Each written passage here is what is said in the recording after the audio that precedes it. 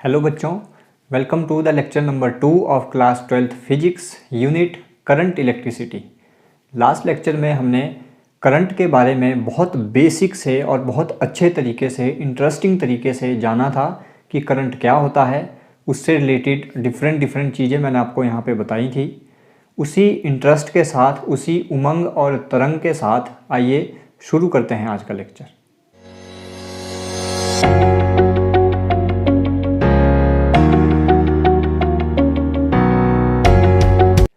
तो आज के लेक्चर में जो फर्स्ट थिंग मैं यहाँ पे लेने वाला हूँ, first topic, that is current density. What is current density? बहुत ध्यान से समझेंगे, बहुत आसान सी टर्म है और हमारे बहुत काम की है। What is this current density? Current density को समझने के लिए एक प्यारा सा एग्जांपल लेते हैं। लेट वी हैव, हमारे पास कोई ऐसी एक बॉडी है,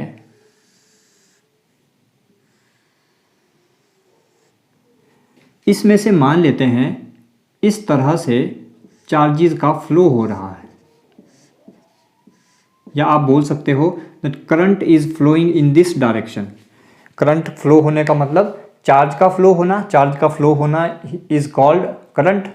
तो मान लेते हैं करंट का फ्लो, या हम ऐसे बोलें कि चार्जेस कुछ इस तरह से इस डायरेक्शन में फ्लो कर रहे हैं। अगर मैं इन चार्जेस के रास्ते में कोई ऐसी एक क्रॉस सेक्शन रख दूं, कोई ऐसी एक क्रॉस सेक्शन रख दूं और एक आदमी को हम यहाँ पर खड़ा कर दें और उसे बोलें कि भाई तू गिनेगा कितने नंबर ऑफ चार्जेस इस क्रॉस सेक्शन में से, इसका एरिया मैं मान लेता हूँ दैट इज़ ए। और हमें पता है एरिया वेक्टर हम कैसे दिखाते हैं, ये बिल्कुल ऐसा ही होगा। आपको कैसे दिखाएं? जैसे मान लेते हैं मेरे पास ये एक बोर्ड है, दिस इज़ अ बोर्ड। हमने इस क्रॉस सेक्शन को कुछ ऐसे रखा है, तो इसका एरिया वेक्टर मैं कैसे ड्रॉ करूँगा? ऐसे बाहर की तरफ को होगा एरिया वेक्टर। तो इसका एरिया वेक्टर की डायरेक्शन कुछ ये रहेगी, this will be the direction of area vector. ऐसे ही हम ड्रॉ करते हैं, हम ऑलरेडी इस चीज़ को समझ चुके हैं। तो ये आप ध्यान दीजिएगा, जैसे मैंने यहाँ पे बोर्ड का एग्जांपल लिया, करंट कुछ इस डायरेक्शन में फ्लो हो रहा था या चार्जेस इस डायरेक्शन में फ्लो हो रहे थे, उसके रास्ते में हमने रख दिया एक ऐसा क्रॉस सेक्शन और एक आदमी को खड़ा कर दिया और उसे बोला कि भाई तू गिनेगा इस क्रॉस सेक्शन में से कितने नंबर ऑफ चार्जेस फ्लो कर रहे हैं। तो उस आदमी ने काउंट कर लिया कि कितने नंबर ऑफ चार्जेस इस क्रॉस सेक्शन में से फ्लो हो रहे हैं। तो करंट डेंसिटी क्या होगी? करंट डेंसिटी क्या है? इस क्रॉस सेक्शन में से, इस क्रॉस सेक्शन में से कितना करंट फ्लो किया, या मैं बोलूँ इस क्रॉस सेक्शन में से कितने नंबर ऑफ चार्जेस फ्लो किए, that is called current density. तो हम कैसे डिफाइन कर सकते हैं? Current density is denoted by J, and what is this J? J will be equal to कितना करंट कितने एरिया में से फ्लो किया, that is called I upon A. अगर मैं इस क्रॉस सेक्शन को बिल्कुल करंट की डायरेक्शन के बिल्कुल पैरेलल रखता हूं, तो हम क्या देखेंगे कि जितने नंबर ऑफ चार्जेस इस क्रॉस सेक्शन से निकले थे, वो सारे के सारे चार्जेस इस क्रॉस सेक्शन में से फ्लो कर जाएंगे। अगर मैं इस बोर्ड को ऐसे टिल्ट कर दूं, तो जो नंबर ऑफ चार्जेस यहाँ से जा रहे थे वो इस क्रॉस सेक्शन में से पास नहीं करेंगे, वो साइड से निकल जाएंगे। तो करंट डेंसिटी किस चीज़ पे डिपेंड करती है? ये डिपेंड करती है कि हम इस क्रॉस सेक्शन, या मैं बोलूँ इस एरिया वेक्टर को हम कैसे यहाँ पे रखते हैं। तो J is equal to I upon A, और मैं ऐसे भी लिख सकता हूँ, we know I is equal to, हमें पता था Q अपॉन टी, और Q क्या था? N into E. तो आप चार्ज की फॉर्म में लिखना चाहें तो वैसे भी लिखें, अदरवाइज हमारे लिए ये डेफिनेशन सफिशिएंट है। तो करंट डेंसिटी क्या है? Current per unit area, area में से कितना करंट फ्लो कर रहा है, एक यूनिट एरिया में से कितना करंट फ्लो कर रहा है, that is called current density. यहाँ से मैं लिख सकता हूँ current is equal to J into A, और J इंटू ए के साथ मैं लगा देता हूँ कॉस थीटा। कॉस थीटा लगाने के पीछे रीज़न क्या है? Current density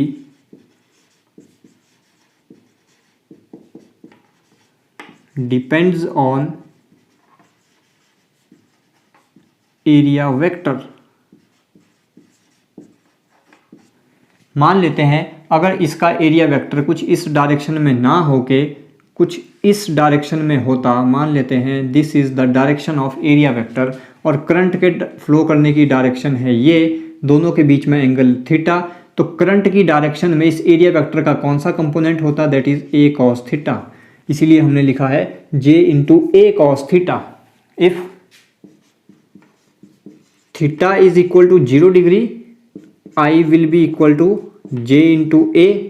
if theta is equal to 90 degree, theta equal to 90 degree का मतलब 0 डिग्री का मतलब ये था, एरिया वेक्टर की डायरेक्शन ये थी। अब 90 डिग्री का मतलब मैं इस तरह से क्रॉस सेक्शन को रखूंगा, एरिया वेक्टर होगा बिल्कुल ऊपर की तरफ, करंट फ्लो कर रहा था ऐसे, तो बताइए इस क्रॉस सेक्शन में से कितना करंट फ्लो किया, that is 0। Then I will be equal to 0। So this is current density and it is a vector quantity. It is a vector quantity. Vector quantity क्यों? Because it depends on area vector. आप area vector को किस तरह से रखते हैं, parallel रखते हैं या परपेंडिकुलर रखते हैं या किसी एंगल पर रखते हैं, जो यहाँ पे ये चीज़ दिखा रही है J A cos theta depends on area vector. This is all about current density. अब बढ़ते हैं आगे। एक चीज़ और हम यहाँ पे पढ़ेंगे जो आपकी बुक में लेटर ऑन आएगी। हम जब यूनिट नंबर 4th या 5th पे जब जाते हैं तो अलग से 2-3 चैप्टर हैं, हम पढ़ने वाले हैं टाइप्स ऑफ करंट के बारे में। आगे बहुत डिटेल में पढ़ेंगे, लेकिन जब हम करंट इलेक्ट्रिसिटी को पढ़ते हैं तो हम उन टर्म्स को बीच में यूज़ करते हैं, तो थोड़ा सा जानना यहाँ पर ज़रूरी हो जाता है कि करंट कितने टाइप का हो सकता है। तो आइए बढ़ते हैं टाइप्स ऑफ करंट की तरफ। आई होप आपने नोट डाउन कर लिया होगा।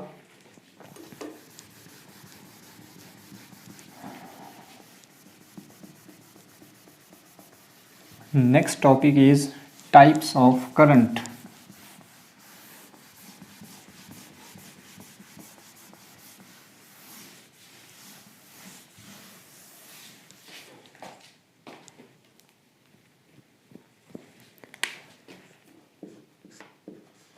Types of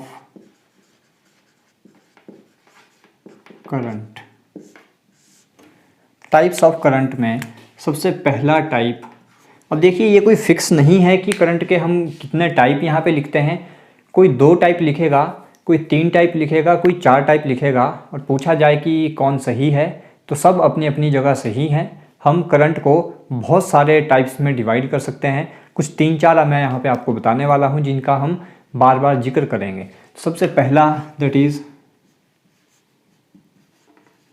डायरेक्ट करंट, जिसे हम शॉर्ट में बोलते हैं डीसी। डीसी करंट कैसा होता है? जब हमने करंट और टाइम के बीच में एक ग्राफ प्लॉट किया। ग्राफ प्लॉट करने का मतलब थोड़े थोड़े टाइम के बाद हम करंट की रीडिंग लेते रहे और उसको हम एक ग्राफ में प्लॉट करते रहे, तो जो ग्राफ हमें मिलेगा that is of direct current. तो हमें क्या देखने को मिला कि थोड़े टाइम के बाद, मान लेते हैं करंट की वैल्यू कुछ ये थी, थोड़े टाइम के बाद करंट की वैल्यू ये, यानी टाइम जैसे जैसे बढ़ता जाएगा करंट की वैल्यू चेंज नहीं होगी, करंट की वैल्यू वही रहने वाली है। हमें मिलती है एक स्ट्रेट लाइन। एक स्ट्रेट लाइन, करंट ना तो बढ़ रहा है ना कम हो रहा है, टाइम बढ़ रहा है, करंट की वैल्यू रह रही है constant. In this case current is constant.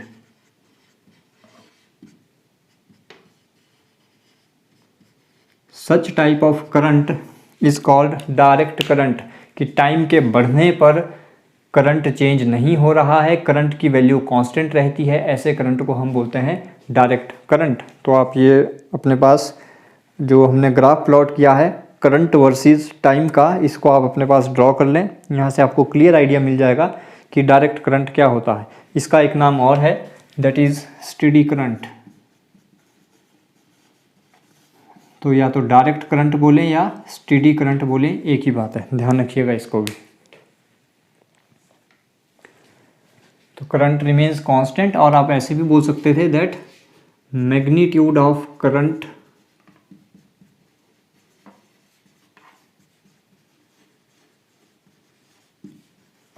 Remains constant. एक और एडिशनल इंफॉर्मेशन डीसी के बारे में, that is what is the frequency of DC current.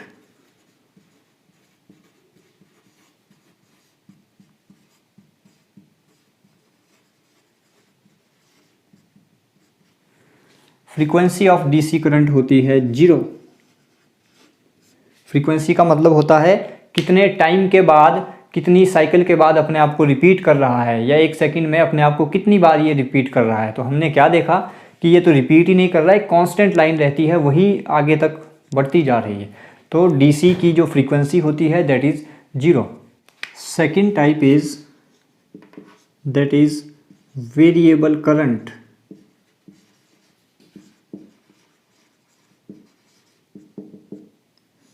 Variable नाम से क्लियर है, ऐसा करंट जो टाइम के साथ वेरी करेगा, इस तरह से कांस्टेंट नहीं रहेगा, ऐसे करंट को हम बोलेंगे variable current.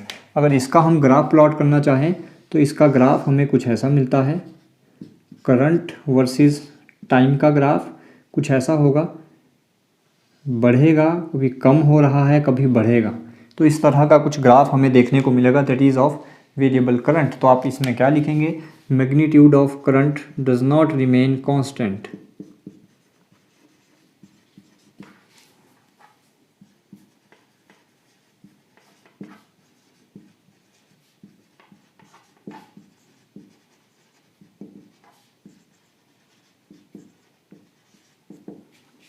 Third is instantaneous current.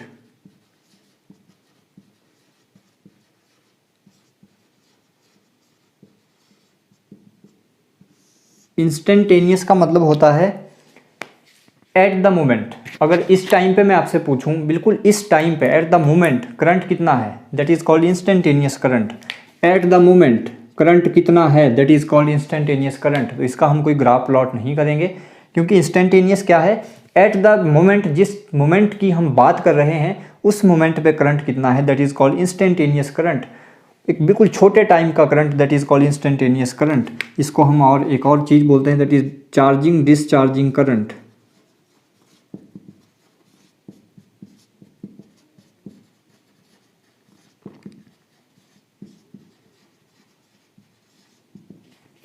Fourth is alternating current.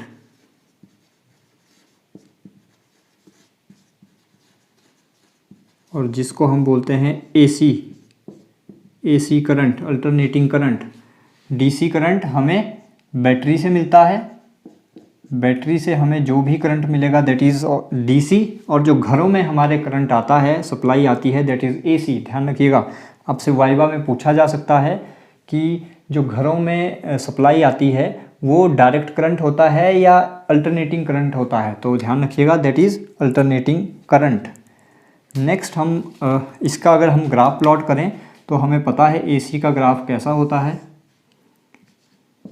Current versus time का ग्राफ, एक साइन वेव की फॉर्म में, positive cycle, negative cycle, positive cycle, अपने आप को एक फिक्स्ड इंटरवल ऑफ टाइम के बाद रिपीट कर रहा है, ऐसे करंट को बोलते हैं alternating current. Repeats itself after fixed interval of time.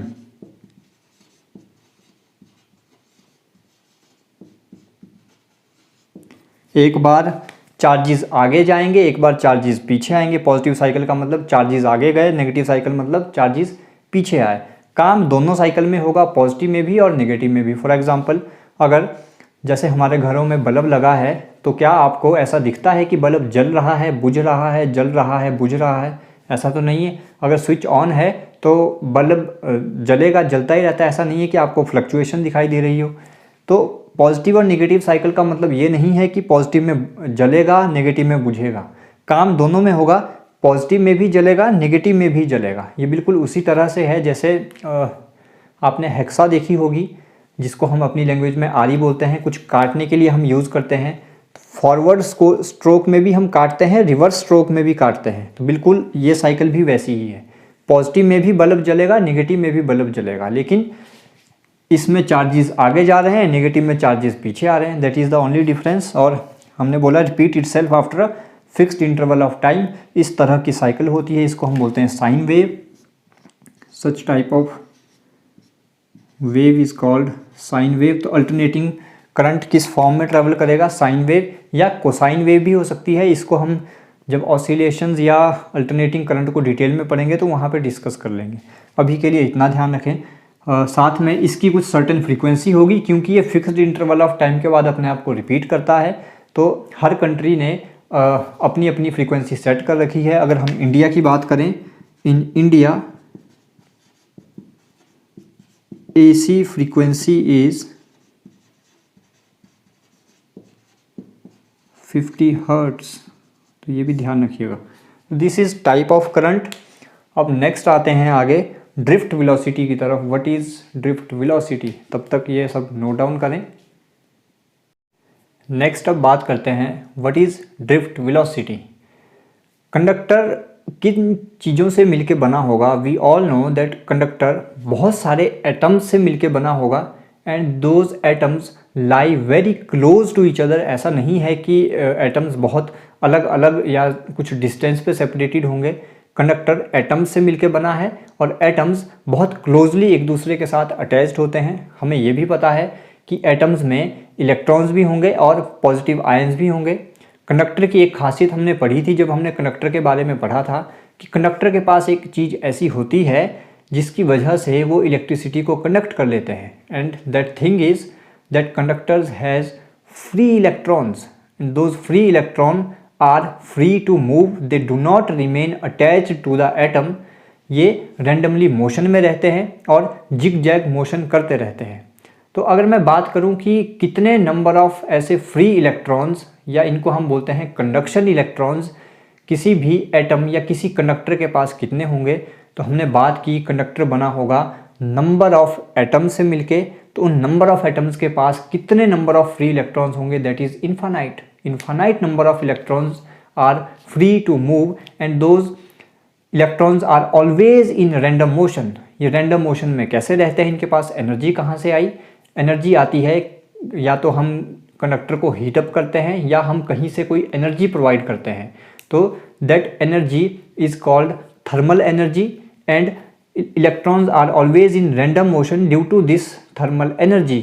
और अगर ये मोशन में है तो इनकी कुछ सर्टेन वेलोसिटी होगी, that velocity is called thermal velocity of electrons. So what is the reason of thermal velocity of electrons? The reason of thermal velocity of electron is the thermal energy or heat that we are providing to the atom or to the conductor. Since हमने बोला कि जो electrons है ये हर direction में random motion में रहते हैं, यानी इनकी वेलोसिटी हर डायरेक्शन में रैंडम होगी। हम कितनी डायरेक्शन लेते हैं, हम डायरेक्शन कंसीडर करते हैं एक पॉजिटिव एक्स एक्सिस, एक नेगेटिव एक्स एक्सिस, एक पॉजिटिव वाई एक्सिस, एक नेगेटिव वाई एक्सिस, एक पॉजिटिव जेड एक्सिस और एक नेगेटिव जेड एक्सिस। यही हम जो अपनी कैलकुलेशन के लिए डायरेक्शन लेते हैं, x negative x, positive y negative y, positive z negative z. तो हमने क्या बोला, इलेक्ट्रॉन्स हर डायरेक्शन में रैंडम मोशन में है। तो हम क्या मानते हैं, एटम्स पॉजिटिव एक्स में भी मोशन में है, नेगेटिव एक्स में भी, पॉजिटिव वाई में भी, नेगेटिव वाई में भी, पॉजिटिव जेड में भी और नेगेटिव जेड में भी। इसका मतलब उनकी वेलोसिटी हर डायरेक्शन में होगी। जितने हम ये मान के चलते हैं कि जितने नंबर ऑफ इलेक्ट्रॉन्स की वेलोसिटी पॉजिटिव एक्स की डायरेक्शन में है, या मैं ये ऐसे बोलूँ कि जितने number of electrons positive x में घूम रहे हैं उतने ही नेगेटिव एक्स में, जितने पॉजिटिव वाई में उतने ही नेगेटिव वाई में, जितने पॉजिटिव जेड में उतने ही नेगेटिव जेड में। तो ये बताएं कि अगर हम बोले average thermal velocity of electrons कितनी होगी, तो आंसर बिल्कुल सिंपल है, 0 होगी। क्यों? Since velocity is vector quantity, तो अगर हम ऐड करेंगे तो ऐड कैसे होगा, by following the vector laws of addition. और वेक्टर लॉज ऑफ एडिशन बोलता है कि डायरेक्शन को भी कंसिडर करें। तो जितने नंबर ऑफ इलेक्ट्रॉन्स इस डायरेक्शन में थे उतने ही इस डायरेक्शन में भी घूम रहे थे। तो अगर हम दोनों का सम करें तो सम कितना हो जाएगा, दैट इज 0। डायरेक्शन अपोजिट है, अपोजिट साइन आएगा, answer will be 0। Same for Y axis, same for Z axis. So हमने क्या बोला, और चलो पहले ये जो हमने बोला है इसको लिख लेते हैं। हमने क्या बोला, शॉर्ट में यहाँ पे लिखूंगा, प्रॉपर नोट्स आप बुक से देख के बना लें। हमने क्या बोला, conductor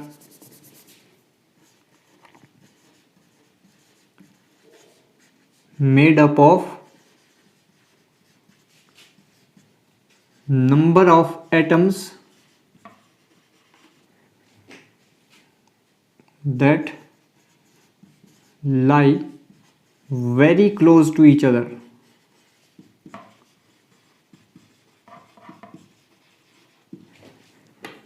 Atoms have free electrons that are always in random motion in all directions.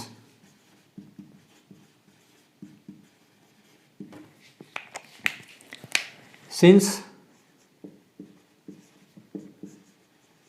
there are n number of electrons, हमने क्या माना वहाँ पे n नंबर ऑफ इलेक्ट्रॉन्स होंगे किसी भी कंडक्टर के पास, and the reason of motion of free electron is thermal energy. Thermal energy कहाँ से आई, ये हमने प्रोवाइड की, is thermal energy. And next आप लिख सकते हैं, the reason of motion of free electron is thermal energy, and if electrons are in motion, इसका मतलब क्या है, that means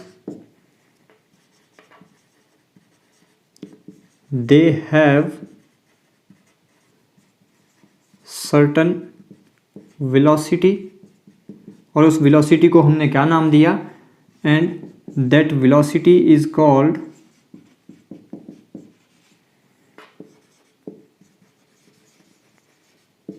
thermal velocity.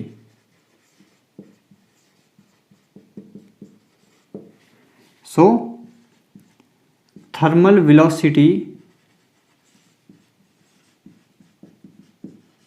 of electrons will be in all direction, हर direction में होगी। मान लेते हैं if u1 u2 u3 and so on to un are thermal velocities of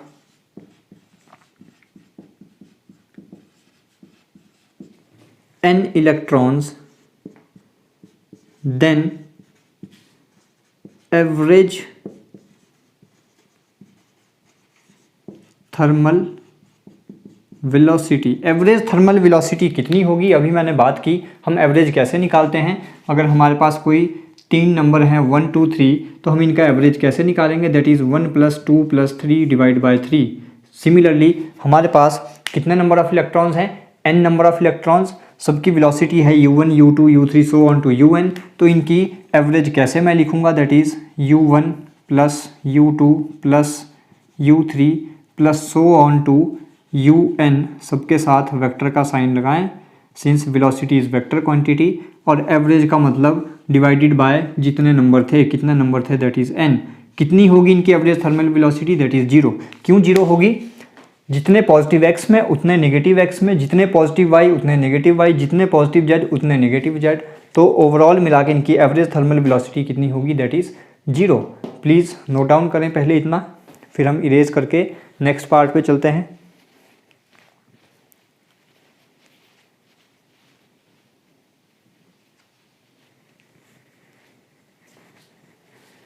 I hope आपने नोट डाउन कर लिया होगा। तब तक ये इरेज करूँ इस साइड। अब नेक्स्ट हमने क्या किया, जो कंडक्टर हमने कंसिडर किया था, मान लेते हैं this is a conductor of length L, इसे हमने कनेक्ट कर दिया विद अ बैटरी।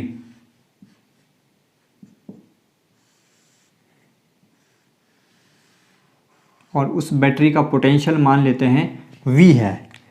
तो जैसे ही हम इसे एक बैटरी के साथ कनेक्ट करेंगे, इसमें क्या होगा, एक इलेक्ट्रिक फील्ड सेटअप हो जाएगी। What will be the direction of electric field, this will be the direction of electric field from positive to negative, from positive to negative. इस कंडक्टर के अंदर हैं free electrons, number of free electrons. जैसे ही हम electric field apply करेंगे, these electrons will exert a force, और किस डायरेक्शन में ये फोर्स एक्सर्ट करेंगे, opposite to the direction of electric field. ये हम ऑलरेडी जानते हैं, जब हमने इलेक्ट्रिक फील्ड पढ़ी थी तो वहाँ हमने ये चीज़ें बहुत डिटेल में डिस्कस की हैं। And what be the value of that force will be equal to minus E into E. ये हमने पढ़ा है, E कितना होता था, that is F upon Q। तो यहाँ से F कितना आ जाएगा, that is E into Q, और E की वैल्यू यहाँ पर E ही है, और Q कितना है, हम इलेक्ट्रॉन की बात कर रहे हैं तो माइनस E। माइनस का साइन क्यों लगा, डायरेक्शन अपोजिट है to the applied electric field. तो हमने क्या देखा, जैसे ही हम इलेक्ट्रिक फील्ड अप्लाई करेंगे, these electron will exert a force in opposite direction to the applied electric field, or we can say that these electron accelerate toward the opposite end of the applied electric field, and this acceleration is for very short time। ऐसा नहीं है कि ये हर time accelerated रहेंगे। Reason being, बहुत सारे electrons हैं, positive ions भी होंगे, ऐसा नहीं है कि सिर्फ इलेक्ट्रॉन्स ही होंगे। जैसे ही ये एक्सेलरेट होते हैं, एक्सेलरेट होने के बाद इनका फिर से कोलिजन होना स्टार्ट हो जाता है, and after collision they again start moving in random directions. So that short time for which electrons accelerate is called relaxation time. तो रिलैक्सेशन टाइम क्या है, यहाँ पे देख लेते हैं। मैं ये मिटा देता हूँ, इसको नाम दे दें इक्वेशन नंबर 1, और इसे ध्यान रखिएगा, ये इक्वेशन हम बाद में यूज़ करेंगे, तो इसको नोट डाउन रखें अपने पास।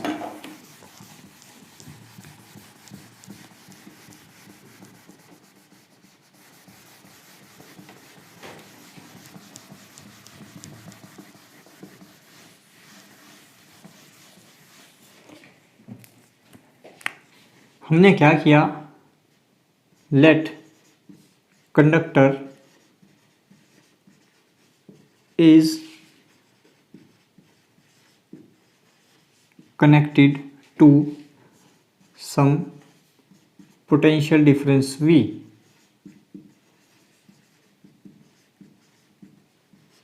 due to which an electric field is set up, जिसकी वजह से एक इलेक्ट्रिक फील्ड सेटअप हो जाएगी। जैसे ही इलेक्ट्रिक फील्ड सेटअप होगी, electrons will exert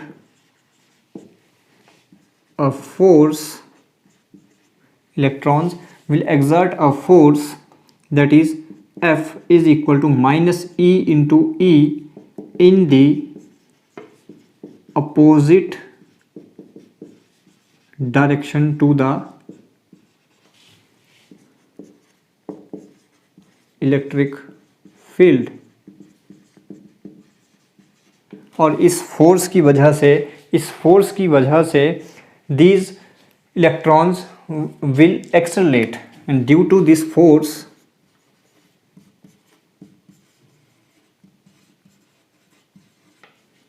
electrons will accelerate for a very short time, and that short time is called relaxation time, after which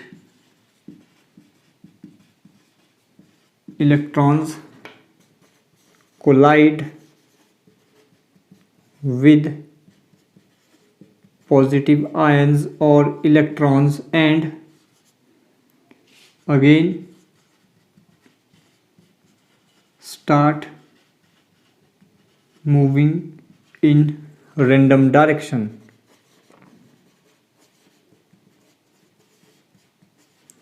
तो अगर आपसे पूछा जाए रिलैक्सेशन टाइम क्या है तो रिलैक्सेशन टाइम को आप कैसे डिफाइन करेंगे? रिलैक्सेशन टाइम की डेफिनेशन अगर हम लिखना चाहें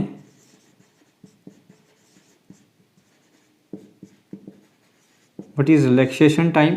relaxation time is a short time, एक छोटा सा time for which electrons accelerate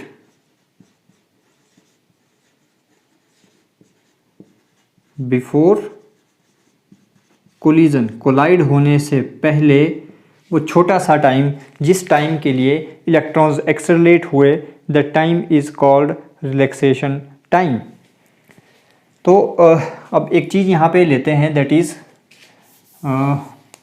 हमने बोला फोर्स कितनी लगी, that is F is equal to minus E into E. हमें पता है फोर्स होता है mass into acceleration is equal to minus E into E. यहाँ से कितनी एक्सेलरेट हुए अगर वो वैल्यू हम निकालें, that is minus E into E upon M, equation number 2। ये वैल्यू भी आप ध्यान रखें, equation number 2 please note down करें।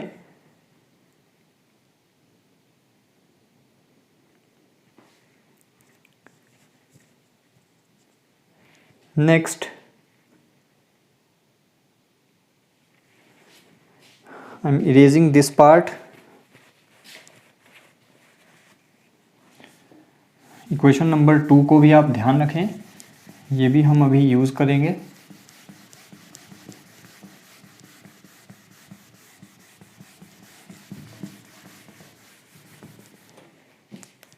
So if an electron has, कितनी थी उसके पास थर्मल वेलोसिटी, अगर हम एक इलेक्ट्रॉन की बात करें, if an electron has thermal velocity u1 and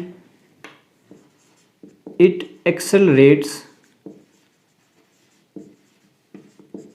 for a short time tau1, relaxation time को हमने डिनोट किया है टाउ के साथ, this is called tau, TAU, not tau, it is tau. Okay, so if an electron has thermal velocity u1 and it accelerates for a short time tau1, then it will attain a velocity। तो ये क्या attain कर लेगा?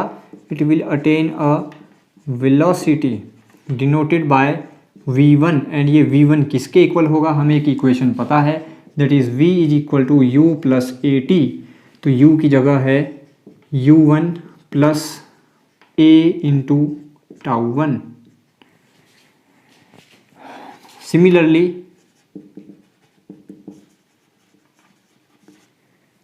this v2 will be equal to u2 plus a time tau2 and so on to for nth electron vn is equal to un plus a time tau N.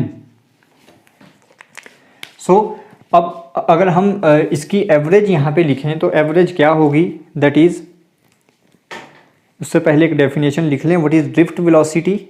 So drift velocity is, मैं equation number 2 ये मिटा रहा हूँ, इसको ध्यान रखिएगा, हम use करेंगे।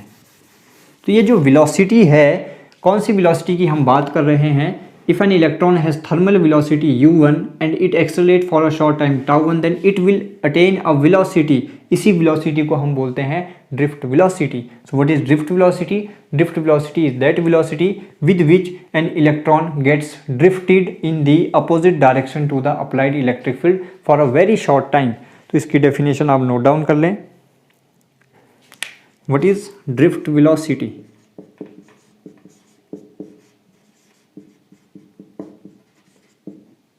Denoted by Vd. What is drift velocity? Drift velocity is that average velocity with which, देखिए बहुत सारे इलेक्ट्रॉन्स हैं, हम सब के लिए अलग अलग से बात नहीं कर सकते, तो हम सब की एक एवरेज निकाल लेते हैं और उसी एवरेज के बेस पे चीज़ों को डिफाइन कर लेते हैं.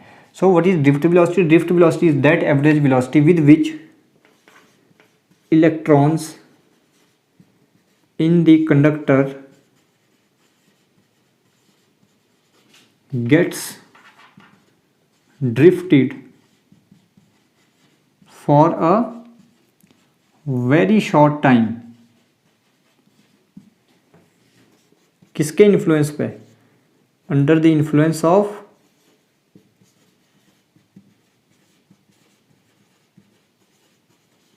electric field is called drift velocity. अब इसकी वैल्यू फाइंड आउट करें. ड्रिफ्ट वेलोसिटी हमने क्या बोला, क्या है? Vd is average. एवरेज कैसे लिखेंगे?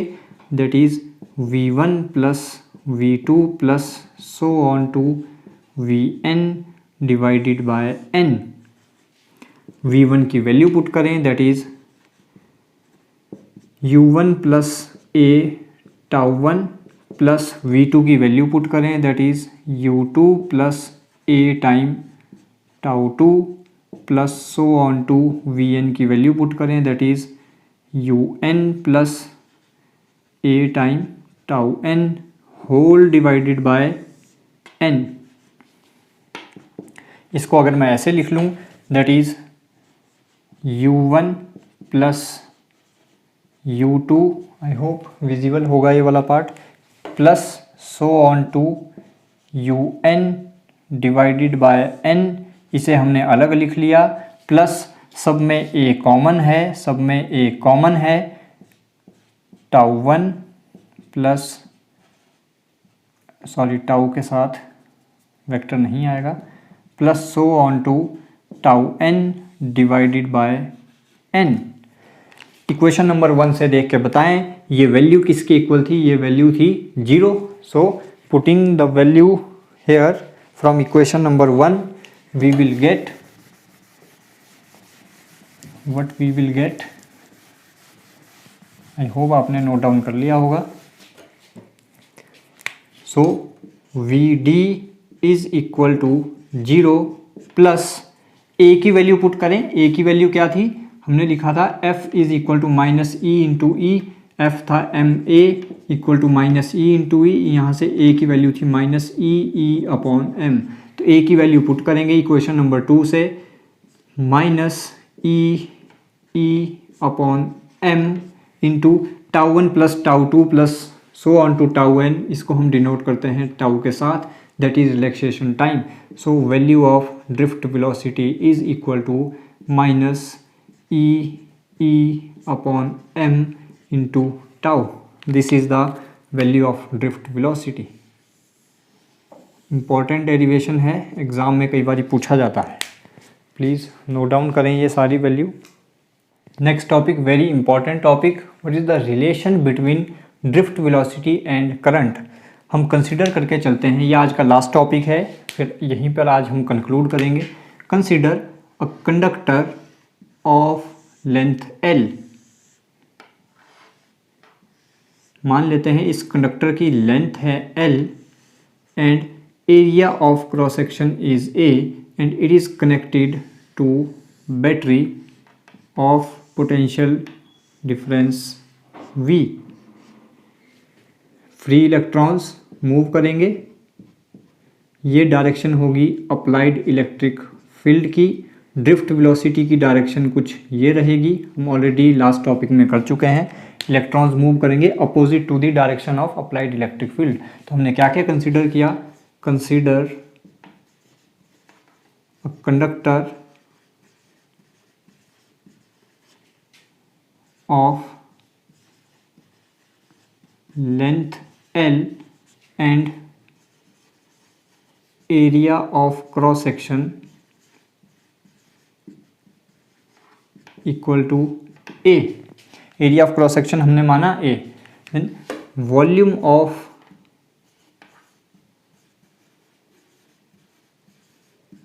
कंडक्टर, वॉल्यूम कितनी होगी इस कंडक्टर की, area into length. So the volume of conductor is A into L।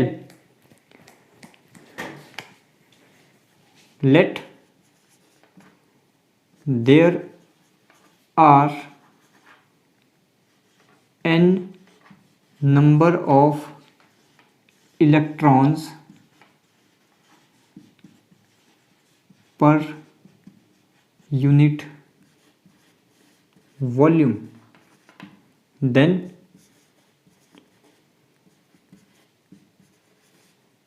total electrons, या ऐसे लिखें, then number of electrons in whole volume, पूरी वॉल्यूम में फिर कितने इलेक्ट्रॉन्स होंगे ये कौन बताएगा। हमने क्या बोला, एक यूनिट वॉल्यूम में कितने नंबर ऑफ इलेक्ट्रॉन्स हैं, n। हमने बोला एक यूनिट वॉल्यूम में इलेक्ट्रॉन्स हैं n, तो वॉल्यूम हमारे पास है कितनी, a इंटू एल। तो a into L unit volume में कितने नंबर ऑफ इलेक्ट्रॉन्स होंगे, that is n into a into L is equal to n into a into L. if E is the charge of electron, मान लेते हैं E charge है electron का। if E is the charge of electron then उसके बाद आप लिखें then total charge on free electron, then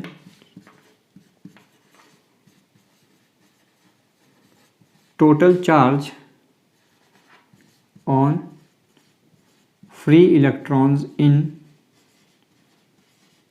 conductor will be equal to, देखिए हमने क्या बोला, पहले आपको ये समझ आया, एक यूनिट वॉल्यूम में इलेक्ट्रॉन्स हैं n, तो टोटल वॉल्यूम में कितने इलेक्ट्रॉन्स होंगे, that is n into a into L. ये बिल्कुल इसी तरह से है जैसे एक स्क्वायर मीटर में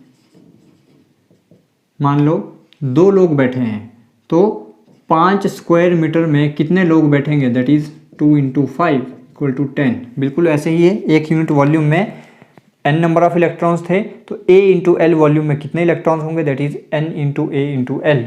फिर हमने माना एक इलेक्ट्रॉन के ऊपर चार्ज है E, तो टोटल चार्ज कितना होगा, टोटल चार्ज उतना ही होगा, आप नंबर ऑफ इलेक्ट्रॉन से मल्टीप्लाई कर दीजिए। तो पूरी इस वॉल्यूम में कितने नंबर ऑफ इलेक्ट्रॉन्स हैं, that is n into a into L, और एक इलेक्ट्रॉन के ऊपर चार्ज है E, तो टोटल के ऊपर कितना होगा, that is into E। This is equation number 1।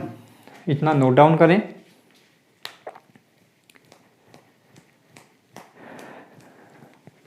अब देखते हैं कि इन फ्री इलेक्ट्रॉन्स को, इस पूरी लेंथ को ट्रेवल करने में कितना टाइम लगेगा। Time taken bye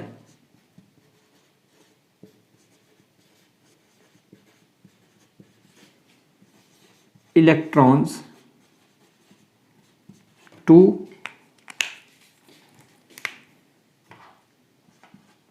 cover whole length L। इस पूरी लेंथ L को ट्रेवल करने में इन फ्री इलेक्ट्रॉन्स को कितना टाइम लगेगा, ये हम कैसे निकालें। हमें पता है वेलोसिटी होती है डिस्टेंस अपॉन टाइम। तो यहाँ से टाइम कितना आ जाएगा, that is distance upon velocity. तो हम अगर लिखें टाइम किसके इक्वल होगा, डिस्टेंस, कितनी डिस्टेंस ट्रेवल करनी है इलेक्ट्रॉन्स को, that is L upon velocity, velocity कितनी है, that is V D. So T is equal to L upon V D, equation number 2। Total charge को मैं डिनोट कर देता हूँ क्यू के साथ। ओके, सो हमें फाइंड करना है किसके साथ रिलेशन, ड्रिफ्ट वेलोसिटी का करंट के साथ। We know current is equal to Q upon T. Put the value of Q and T.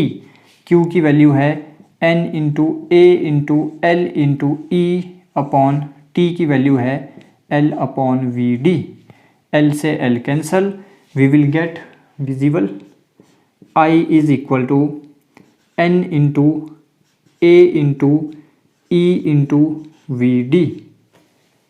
So this is the relation of current and drift velocity। N A, या आप जैसे book में लिखा है आगे पीछे N A V D into E, ऐसे भी लिख सकते हैं। तो ये रिलेशन है ड्रिफ्ट वेलोसिटी का करंट के साथ। कन्फ्यूज़न आपको कहीं पे नहीं होना चाहिए। हमने क्या कंसीडर किया, कंडक्टर कंसीडर किया of L length and area of cross section A. फिर हमने क्या बोला, इसकी वॉल्यूम कितनी होगी, that is a into L. एक यूनिट वॉल्यूम में नंबर ऑफ इलेक्ट्रॉन्स हैं n, तो पूरी वॉल्यूम में कितने नंबर ऑफ इलेक्ट्रॉन्स होंगे, that is n into A into L. एक इलेक्ट्रॉन के ऊपर चार्ज है E, तो n इंटू ए इंटू एल इलेक्ट्रॉन्स के ऊपर कितना चार्ज होगा, E से मल्टीप्लाई कर दें।